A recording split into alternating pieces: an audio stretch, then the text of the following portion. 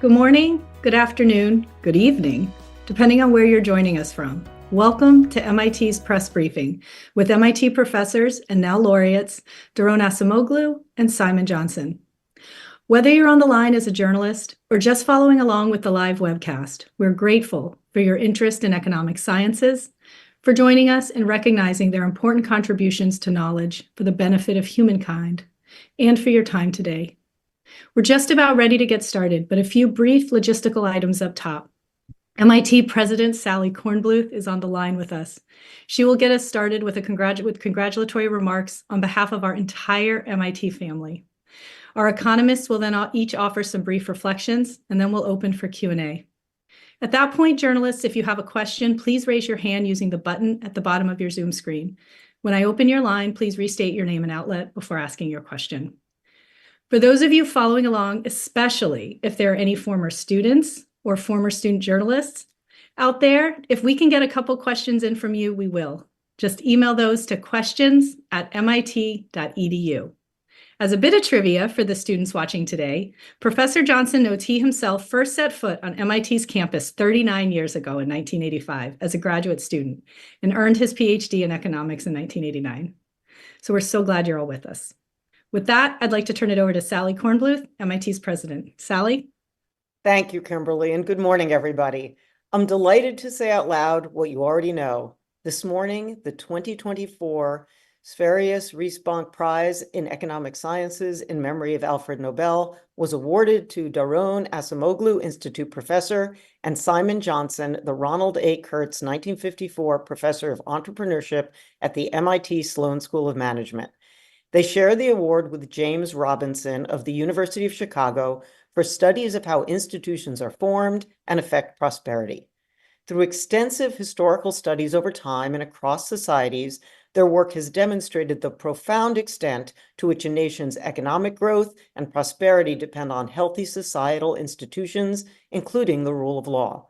Daron and Simon are prolific and influential scholars.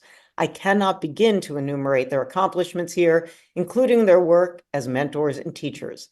And I know that we're all eager to hear from the laureates themselves, so I'll offer just a brief observation. Simon and Daron reflect a kind of MIT ideal, in the excellence and rigor of their work certainly, but also in at least two other ways. First, and as this morning's three-way prize illustrates, their work is extraordinarily collaborative. They are also co-authors of the 2023 book, Power and Progress, Our 1,000-Year Struggle Over Technology and Prosperity. Their united wisdom and insight have rightly made their views exceptionally influential. And second, their work reflects a very MIT interest in making a positive impact in the real world. Their historical investigations have a great deal to teach us about how and why real societies fail or thrive.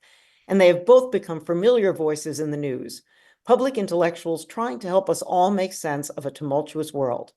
I hope this award and last week's Science Nobels can serve to remind the nation and the world of why advanced research deserves our sustained and enthusiastic collective support. Now, Daron, Simon, to you both, and your co-laureate, congratulations. The floor is yours. Thank you, Sally. It's wonderful. It's an amazing event, amazing day, and I am so happy to be sharing the stage with you, Sally, and with Simon. It's a long journey because the topics that were cited in the award statement were the ones that actually drew me to economics. Little did I know that that's not what economics was focused on at the time. And it was only towards the end of my PhD and I started thinking again, well, we should really be thinking more about these things. Is there a way of doing so? And I was fortunate enough to, first partner with Jim Robinson and then with Simon Johnson to sort of have this journey with them. And it's been a delightful one. And I think MIT has been a wonderful place. It's been really supportive. The rigor, the commitment to quality, academic integrity and detail at MIT, I think, is the best environment one could ask. So it's been wonderful to have this journey at MIT. Simon. So my journey has also been a very MIT journey, starting in 1985. And I'd just like to echo what Daron said about the rigor of the place. And to emphasize to everybody that none of these journeys, these academic intellectual journeys, are easy. There's ups and there's downs. But my colleagues have always, in fact, one of them says this quite directly, but they've all, I think, communicated this one way or another, that you should swing for the fences. An American baseball metaphor, obviously, meaning that you should really try to go big. And I came to the issues that are for which we won the Nobel Prize after 10 hard years of working in Eastern Europe and really being quite frustrated with some of the answers that standard economics was giving. And when I met Daron and when I learned what Daron and Jim were already pursuing and we focused on those questions together, it was really quite liberating. It felt big. It felt very big. It felt like a big risk, Sally. It felt like a risk with my career. I didn't have tenure at that point, but it felt like a risk that I wanted to take and a risk that MIT would reward if it paid out. And it did obviously pay off in a really big way. So thank you, Daron. Thank you, Jim. Thank you, MIT in the form of Sally for making all of this possible. Thank you all so very much. Much appreciated. So at this time, journalists will open up the floor for your questions. Again, please raise your hand using the button at the bottom of the Zoom screen. When I open your line, please restate your name and outlet before asking your question. And again, for those student journalists and former students out there, please reach out to questions@mit.edu, and we're definitely going to do what we can to get to as many of those questions as we can do. All right. Darian Woods. Hi there. This is Darian Woods from The Indicator from Planet Money. My question is around what the term inclusive institutions really means. Could this mean widespread education, infrastructure, and a mostly free market, but yet an authoritarian, non-democratic government, like which was the case in Taiwan, Singapore, China, and other fast-growing East Asian economies in the 20th century? Do you want me to take that, Simon? Or? Daron will answer all the hard questions. I'll just do the easy ones. I'll follow. Go ahead first, Daron. Well, institutions are not a panacea. They provide a framework. So some of the details of good policy are, of course, things you build on institutions. But broadly speaking, we distinguish inclusive economic institutions and inclusive political institutions. Inclusive economic institutions have secure property rights and things that uphold something like equality of opportunity, a level playing field. So education, public infrastructure, the right kind of regulation are key. But we also emphasize that political inclusion, meaning a framework in which people have voice, power is equally distributed and not monopolized by one group, one person, one party, are key, and political and economic institutions are synergistic. It's very difficult to maintain economic inclusion when you are ruled by the iron fist of an autocrat. And that's the sense in which we also find in some of the work that, for example, I did with Jim Robinson, Suresh Naidu, and Pascual Restrepo, that democracy directly itself contributes to economic growth, not easily, not right away. It takes a couple of years, and it's a difficult business to make democracy work. But generally, countries that democratize grow faster, and they grow the more right way, meaning they grow in a way that's more equal, invest more in education and health. So both political and economic inclusion matter, and they are synergistic. So I would just add, Darian, I got a phone call from China this morning, from Beijing, a journalist from Beijing, who said, "What's your advice for the Chinese economy?" And my first thought was, okay, what can I say that A, she might be able to use, and C, won't get her into trouble? And I think that the basic finding that we have in our historical work is that, yes, you can have episodes of growth under different arrangements. But if you want to sustain that growth over time, it's much stronger and much more robust if you can move towards the kind of inclusive participation that Daron just outlined. And I would flag, for example, South Korea, which is where my wife's family is from. South Korea started out poor after World War II. In fact, in the early 1960s, it was very poor. It was quite authoritarian at the beginning. Over time, there was economic growth and an effort to democratize, which was difficult and messy. And there are plenty of struggles. It's not an easy journey. But I think as a result, the South Korean economy, which is not without its problems today, but it's in much better shape, and their achievements are really remarkable compared to what some other countries have been able to pull off. So I think that's the direction, Daron, in which our work, I think, should orient people. Thank you, and congratulations to you both. Thank you. Thank you all very much. I'm now opening the line for Song Ho Song of Yonhap News Agency. The floor is yours. First of all, congratulations to both professors. I understand, Dr. Johnson, you briefly mentioned South Korea's case, but I understand that two separate institutions on the Korean Peninsula, one in the south and the other in the north, have been subject of your long-time research, as shown in your book, Why Nations Fail. So can you share with us your thoughts on the future of South Korea's economic and social trajectory and how it can continue to remain on a successful trajectory through institutional improvements? And can you also give us your suggestions vis-a-vis how North Korea can change course toward a better future away from the current impoverished and repressive conditions? And where do you think North Korea will end up to be if it continues to be on the current path? Thank you. And my question, of course, goes to both professors. Thank you. Yeah, well, first of all, Why Nations Fail is written by Daron and Jim Robinson, not by me. I am always happy to be confused with Jim Robinson, even more so today, I suppose, than other days. But Daron, do you want to take that first as you did write that book? Well, I mean, and in fact, South Korea versus North Korea contrast is at the very beginning of the book because it beautifully illustrates the role of institutions. The South and the North, according to the best data we have, were on a par before the country was separated and diverged in terms of its institutions. And over time, a more than tenfold difference built up. South Korea, exactly like Simon said, is not without problems. Democratization was very difficult, but the evidence that, for example, we have in our democracy and growth paper shows South Korean economy picked up speed after democratization and did so in a more healthy way. But right now, South Korea is still dominated by large corporations, which brings some benefits and some costs. And South Korea is dealing with one of the most rapidly aging populations. It has done reasonably well in that context by using a combination of technologies and other adjustments. But it is a very difficult transition. China will undergo it as well. But a country that's aging so rapidly is going to face many new challenges, and openness to new ideas, new technologies is going to be very important. In the case of South Korea, doing so via a competitive pressure is going to be more important as well. And I don't hold very great hope for North Korea. Its system is cemented, at least for now. And the advice to North Korea, well, who is the advice going to go to? I think one of the emphasis of our work has been, look, institutions are bad because they serve certain people's interests. They are bad often for society, but quite lucrative for the people who control the institutions. And North Korea is, again, a case in point. I don't think it is very fruitful to give advice to the North Korean elite, and the North Korean people are under great oppression right now. But I think that system is facing more and more difficulties, and one day, hopefully, it will unite with South Korea under a more democratic system.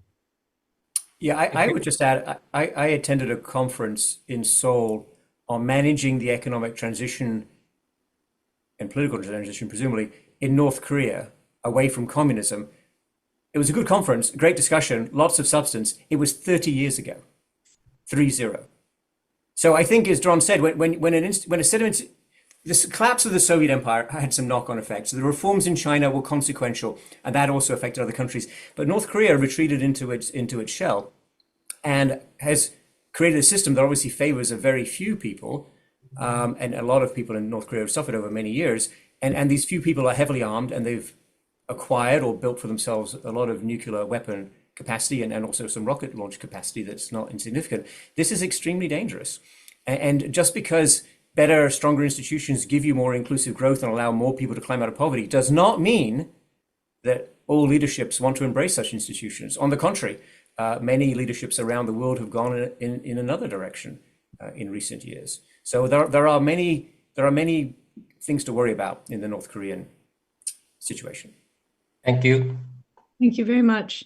Our next question comes from Jeff Keating, I believe GBH Radio News. Let us know. Jeff, your line's open. Yes, Jeff Keating, GBH, here in Boston for radio. Congratulations to you both. Can you please just describe the moment when you first heard the news? I got a text from Kimberly. The Swedish, the Academy assures me they're trying to reach me early this morning. And I guess I have no record of that on my phone. But so I heard from my social network, which feels not inappropriate, actually, for 2024. Well, I'm in Athens right now, and I was on the balcony of my hotel room. Thank you. I'm pleased to take one from the website. Alex Tang, editor-in-chief of The Tech. Congratulations to you both. From an educational and mentorship perspective, I would like to ask how each of you approaches teaching this thorough approach to political economy to the undergraduate or the graduate student. How do you balance the study of history with an analysis of an ever-changing and turbulent present? Fantastic question from our MIT student. I'll take that first because I teach most of the MBAs. Daron and I did a course for undergraduates last year.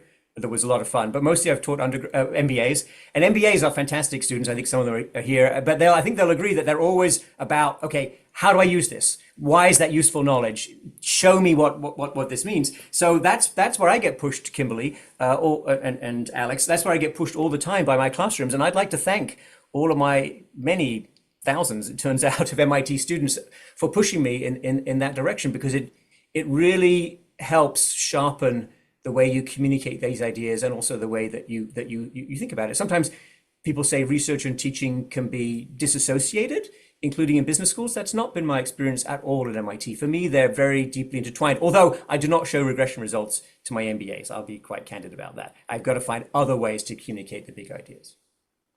Well, that's a fantastic question, and it's still work in progress. I go back and forth how to sort of balance different aspects of the work.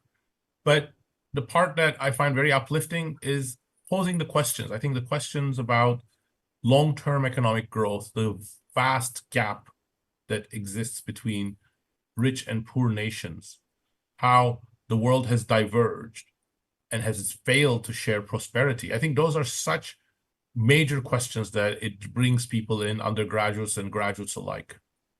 So just to put a point on that, the United States is about 335 million people. I think by far the most innovative society in the history of humankind. Plenty of problems, don't get me wrong. But we live in a world of 8 billion people with enormous unaddressed problems. And we develop all this technology. We're very good at developing technology, including at MIT, including other places. But whose problem are we trying to solve? Whose vision is driving that? Who's making the choices about technology? And this is what Daron and I have been hammering away on for the past 5 years. And that's what our latest book is all about, which is the people who control technology, people who think deeply about technology, the scientists and yes, engineers who drive these processes have an enormous effect on the world, both in terms of who gets access to what opportunity, but also then through institutions, who gets to build what kind of genuinely democratic and inclusive society. Very interesting. Thank you. Our next question comes from Paolo Mastrolilli. The floor is yours. Thank you very much. Congratulations. Thank you for doing this briefing. I would like to ask you a question about the European Union. There have been a significant... And Paolo, can you state your outlet, please? Oh, yes. I'm the US Bureau Chief for the Italian daily La Repubblica. So there has been a significant backlash against the European Union in a recent year. Brexit, political parties in European countries that are against the European Union, also backlash in the US, particularly with the previous administration, with President Trump. Do you think that the European Union is still useful as an institution, and what reform would you suggest it needs to undertake to be a better institution? Well, Daron is actually in the European Union right now and needs to be able to leave on his own terms tomorrow morning. So I'm going to let him take the first cut of that. Well, the European Union also gained a Nobel Prize. I think it was about 10 years ago for their contribution to peace. And it is true. I think the European Union is an amazingly successful project. It was started as a way of easing tensions that people thought were inevitable, just like those that led to World War I and World War II. But more broadly, it is an effort to build supranational institutions, because many of the problems we encounter, and that was obvious after World War II, are global in nature. Domestic institutions are all good and well, but we need also supranational global institutions. And it's difficult business to build institutions. I mentioned democracy. democracy is going through a very, very tough stretch. The support for democracy is at an all-time low across the industrialized world, despite the fact that I think democracy is still essential and does quite well in general. So I don't find it surprising that the project of European Union is difficult and mistakes are always made. But today, I think we need the European Union even more than ever because we need different approaches to technology, different approaches to globalization, and different regulatory instincts. And we need a multipolar world. I think for all of these reasons, I still believe the European project is relevant and essential. But of course, it's not going to be one size fits all. I don't find it surprising that some people are going to want out of the European Union. And that is an ongoing challenge that European politicians will have to navigate. So what I would say, what I would add to that, Paolo, is while we shouldn't excessively obsess about the impact of Europe and Europeans on world history, surely the biggest change to the state of the world over the past 70 to 80 years is that Europeans, West Europeans, no longer fight each other. If you read about World War I, and I read extensively because I think that was the beginning of a very, very difficult century, a lot of creative impulses, a lot of building of peaceful societies got diverted into an incredible confrontation with the development of technology, including chemical weapons, including ways of delivering high explosives to people at great distances and so on, that we're still living with. And the fact that the European Union exists today and grew out of that, essentially stopped the France and Germany agreed not to fight and other people joined them in that. I think that's a huge accomplishment and we shouldn't lose track of that and we shouldn't forget it. And as Russia presses very hard on a European country, which is Ukraine, that's not a member of the European Union, we and particularly Europeans need to focus on that and understand that the extent and the importance of that challenge. So I'm a big fan of the European Union, what it's accomplished. At the same time, Paolo, we run at MIT for our executive MBAs a simulation every year. In fact, we're about to run the next one on the next phase of the euro area crisis. I understand the euro area and the European Union are separate, but you also know how they're overlapping. And I will just say that we started running this simulation more than a decade ago, and we always thought this will be the last year in which we can run a plausible next phase of the euro crisis. And every year we got fresh material, and every year we've got new pressures, and every year the students have to think through the macroeconomic responses. This is with Athanasios Orphanides, my Greek Cypriot colleague who was previously a member of the Governing Council of the European Central Bank and so on. So I think it's never over, Paolo. The problems are always there before us, and you just have to face them and confront them and go forward towards them on the basis of stronger institutions, better democracy, and believing that you should defend these systems against internal forces of chaos and worse, and external forces, because there are many people in the world who do not wish European and Western Europe well, and those forces need to be resisted.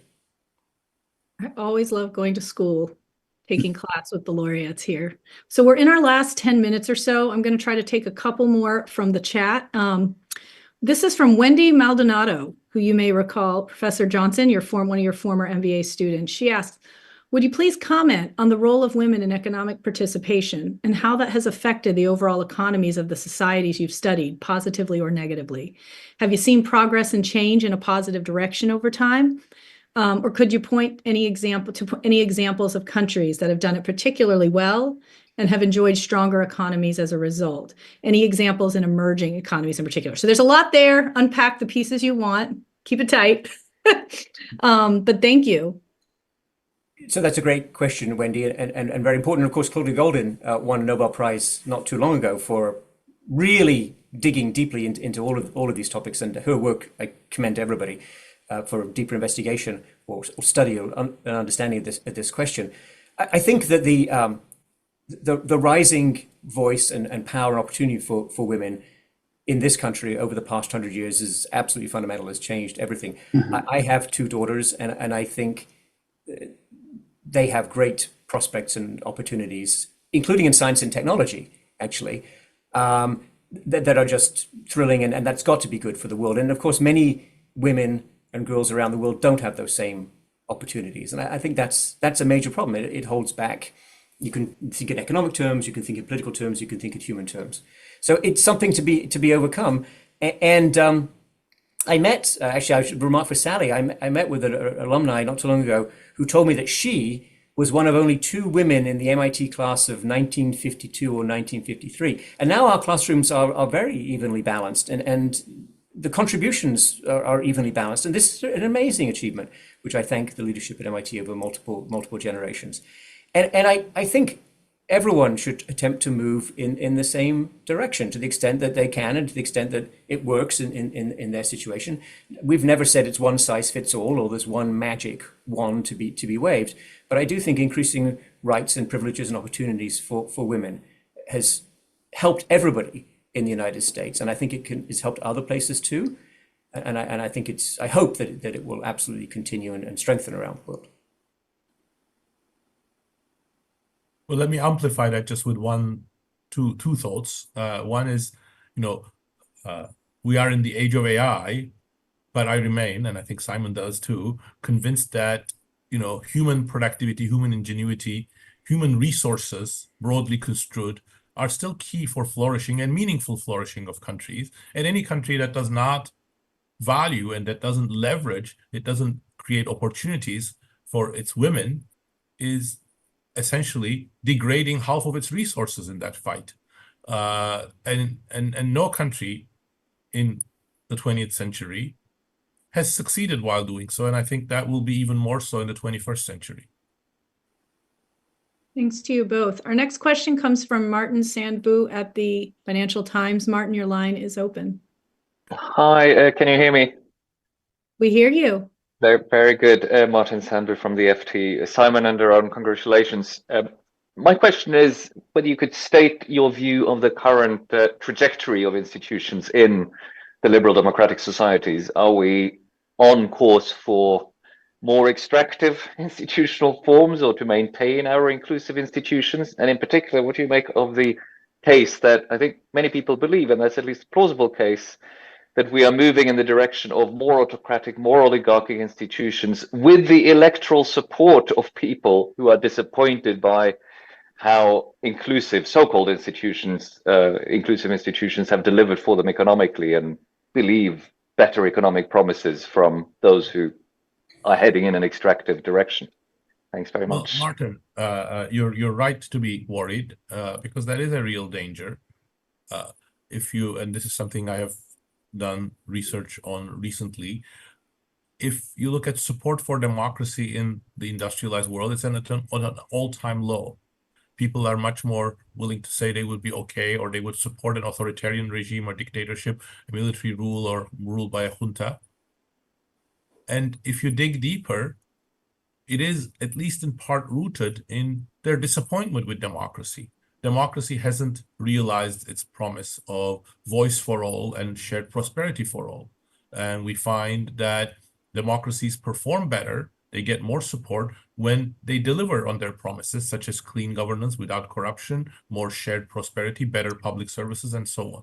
And there are many other dimensions of democracy's failure. But despite all of that, democracies still have done better than dictatorships. So it's not that there is a better alternative out there, but it is very important that democratic institutions renew their social contract with the people. And by the people, I mean a broad constituency, not just a few selected groups, but the working class especially. And I think that is going to be key for a renewal of democracy. It will take time. It will be particularly difficult in the age of polarization, in the age of social media, which really poisons much of our discussions and political discourse. But I am still not optimistic in the sense that it will happen by itself, it will happen automatically, but I'm hopeful. Democratic institutions have shown great resilience and great ingenuity, and so have people. And that combination, I think, if it can free itself from the worst sins of our current epoch, in particular polarization, demonization of the rest, and the impoverished spaces, communication spaces of social media, I think there's a lot of potential there. So I would add, Martin, first of all, thanks for your columns that you write on this topic. Really very helpful, and I commend them to everybody here and more broadly. I think that you're of course right. that the pressures over the past 40 plus years from automation, globalization, the decline of trade unions, they've really undermined the middle and pressed a lot of people down from that middle to the lower end of the labor market. Our colleague David Autor, with whom Daron and I run a research group at MIT, has a very famous graph that shows earnings for people with a lot of education have gone up since the 1960s in real terms, but not for people in the middle, and people with less education or didn't go to college in real terms may actually be earning less than they did in the 1960s. That's extremely disappointing, and that's a failure to deliver. And I think all societies are naturally held to account for that, and that includes this democracy. But it is incredibly important to emphasize, Martin, the choices that we make now about both the development of new technology, artificial intelligence, that's one of the things that Daron and I wrote about in our latest book, but also the rules of the game in electoral democracy.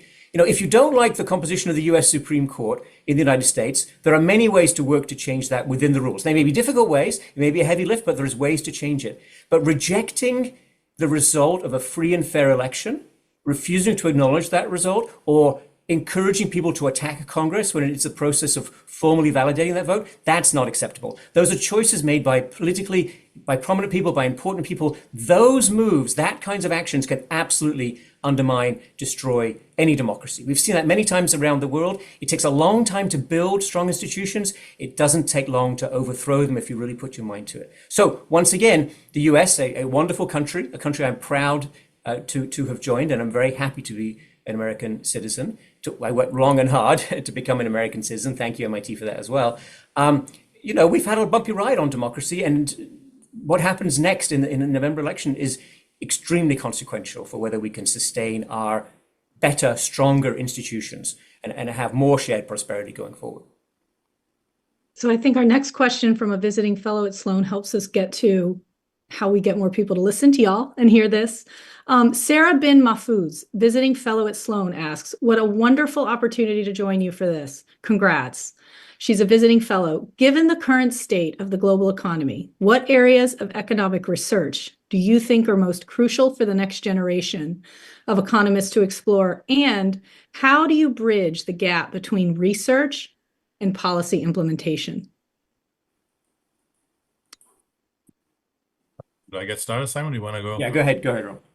Well, I mean, I think there are a number of challenges the whole world is facing right now. I believe we know some things about those, but much more is needed. AI, how the workforce will adjust to it, how the future of work will adjust to it, inequality, an aging population, which is, you know, the world has never aged as it has done now, and how we're going to work with that, climate change, but also more sort of usual problems that we've been struggling with, you know, around the world, the Middle East, Africa. Still, there are such divisions and such insecurity that building anything approaching a vibrant economy is completely impossible for hundreds of millions of people. So some way of bringing peace around the world and building more stronger institutions from the ashes of the very difficult times that many different parts of the world have, I think that's going to be a continuing challenge. My bumper sticker, Sarah, for this whole 25 years or more of work is more good jobs. Find ways to create more good jobs in your own community, around this country, other countries. Spread the prosperity that way. And as I have the undivided attention of the president of MIT here, I will say that, without risk of contradiction, that more effort into science and technology, more invention, more commercialization of that invention, and having the value of wanting to create better lives for people, both in terms of how the technology is used and the jobs that you create in that technology innovation process and in its deployment. That's what we've done really well. Okay, figuring it out, muddling through, no doubt, over the past 100+ years around MIT. When I was a grad student, by the way, the area around MIT, known as Kendall Square, was not in great shape. And it has really been transformed by a lot of technology investments. And that's fantastic. We need more of that. We need 100 of those. We need 1,000 of those. And it needs to be constructive to address the problems that Daron just identified for you. So who sets priorities? Who has the vision? Who makes the choices?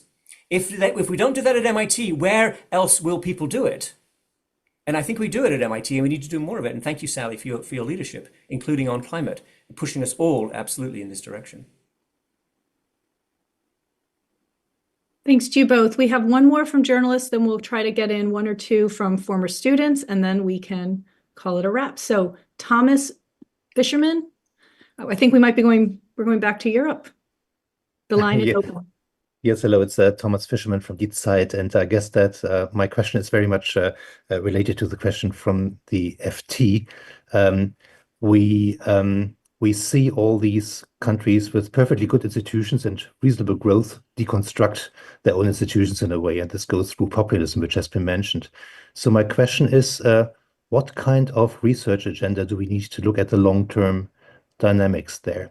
Do we know enough? Do we have enough research in place to learn about the long-term self-destruction of democracies? And are there alternatives to this? I just spent a weekend in Singapore. Everybody told me that they have a much better long-term plan for suppressing any populism.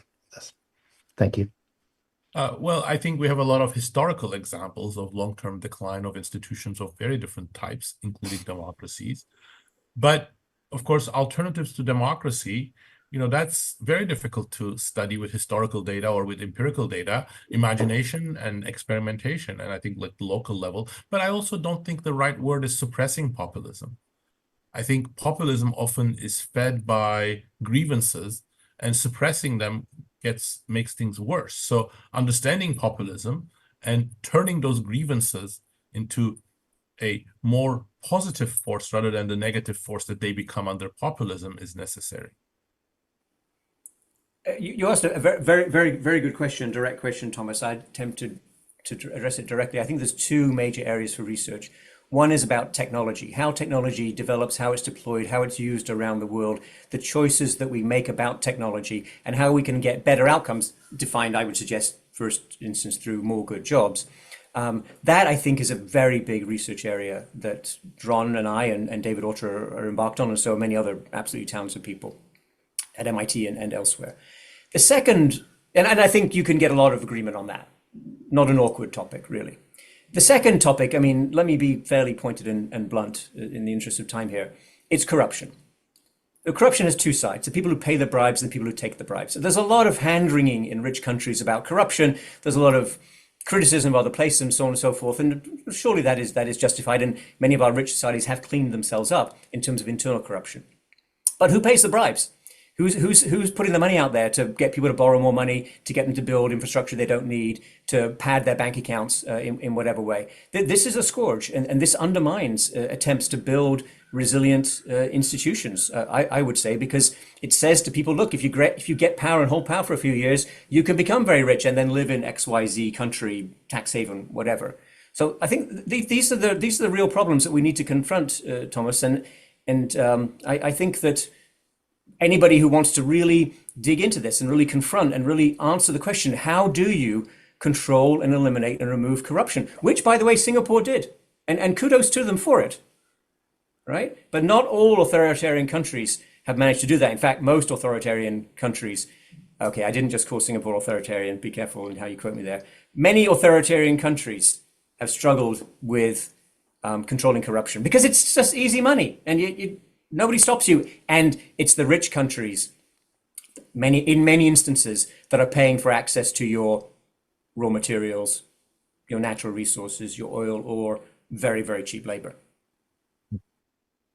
Great question. Thank you very much. And one, going back to a topic that came up a little earlier from the webcast from Mohammed Hassan Dejana, a Worcester Polytechnic Institute Fulbright Scholar.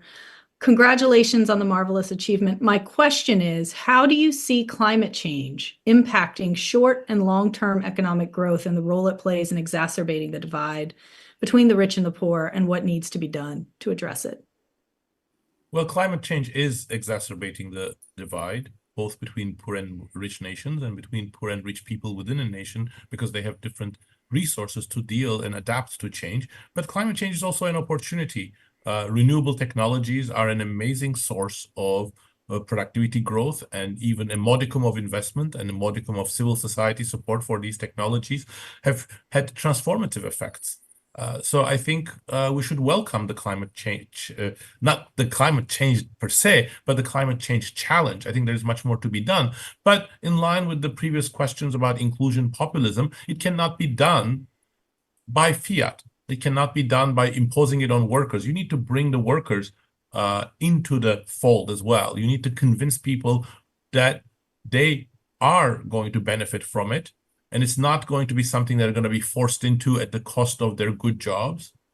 And it's not something that is just dictated to them from above. And I think that's again, a challenge for democracy. Yes, I think that the recent tragic events around the two hurricanes, particularly the devastation in North Carolina, where I lived in North Carolina for 5 years, it's absolutely heartbreaking. And it should remind us that nobody is exempt. Even rich countries are going to be faced with terrible problems here. And I think that there are one answer on the what to do with climate change is about policy and changing policy. And there are things that can be done now. And of course, it's a long list and they're not being done for reasons that we can discuss. But the other piece that's super important is really swing for the fences, aim for the breakthrough science, change the world again. And I'm looking at Sally Kornbluth as I say this because she's doing this. I think that sometimes people say, well, that's the scientists and those are strange ideas and we don't know if they'll come to fruition. Well, no, actually, we've transformed the world many times with technology invented in and around major research universities in the United States. So now we need to do it again. Well, you know what? We've experienced, we have a track record. We know what it takes and we need to do more of it. And we need to make sure, as Daron is emphasizing today, and as he's emphasized in the 25 years that I've known him consistently, it's got to be done in an inclusive manner. This is not about helping a few elites become billionaires. That's not the goal here. The goal is, well, I think as the question suggests, the goal is save the planet, help a lot of poor people, prevent the sea from rising in a way that will be catastrophic to millions of, if not tens and hundreds of millions of people. That's a tough agenda, but I think we know how to do it, and I'm really pleased to be continue to be associated with MIT and all of MIT's efforts in this direction. Thank you both so much. We are going to give the final question today. We're going to end with MIT alumna Reshma Patel, MIT Economics class of 1993, and I think it's a nice recap from what you all have been saying. What can the average person do to strengthen our democratic institutions? Doesn't democracy only work if we all participate in it? I'll take this one first, Daron, seeing as you were just sweetening water.